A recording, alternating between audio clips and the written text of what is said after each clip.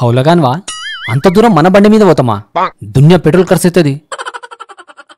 జరుండు సోచంచని. అరే ఈరోజు సండే కదా, వంశీగాడు ఇంట్లోనే ఉంటాడు అని బండి ఉట్టిగా పడుంటది.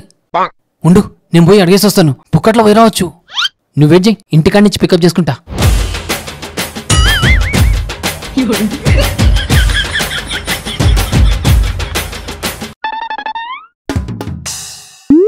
ఏయ్ జానమాన్ వస్తున్నా, ఉండు. ఈరోజు నేను వేసుకుని ఫుల్ తిరుగుతా కదా. జింగ్ చిక్కి జింగ్ చిక్కి జింగ్, జింగ్ చిక్కి జింగ్ చిక్కి జింగ్.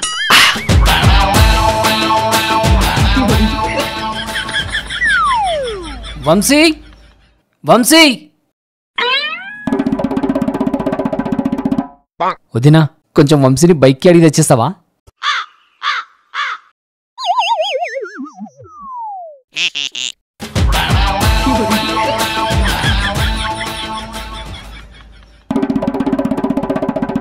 థ్యాంక్స్ వదినా. జేసీ ఒక్క నిమిషం. ఏంది వదినా? వచ్చేటప్పుడు బైక్లో 500 రూపీస్ పెట్రోల్ కొట్టించమన్నాడు వంశీ.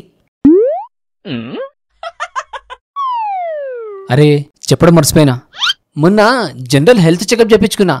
అంతా మంచిగానే ఉందని రిపోర్ట్ వచ్చింది, కానీ బాడీలో కొంచెం ఫ్యాట్ పెరిగిందని డాక్టర్ చెప్పిండు.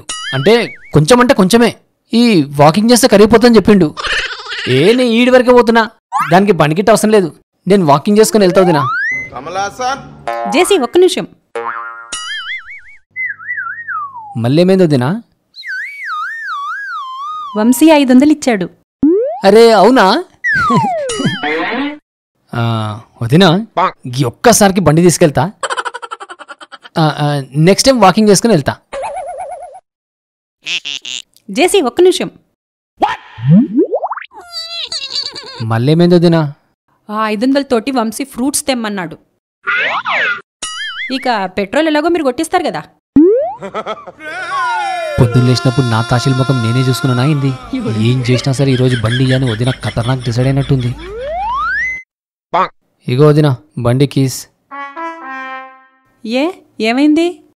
యాక్చువల్గా నేను బక్కగానే ఉంటా వదిన, ఇంకా బక్కగైనా సరే, బక్కగంటే బక్కగా పీన్గులకైనా సరే వాకింగ్ చేసుకునే పోతా, బండి మాత్రం అడగా. జేసీ ఒక్క నిమిషం. బండి కావాలట, బండి.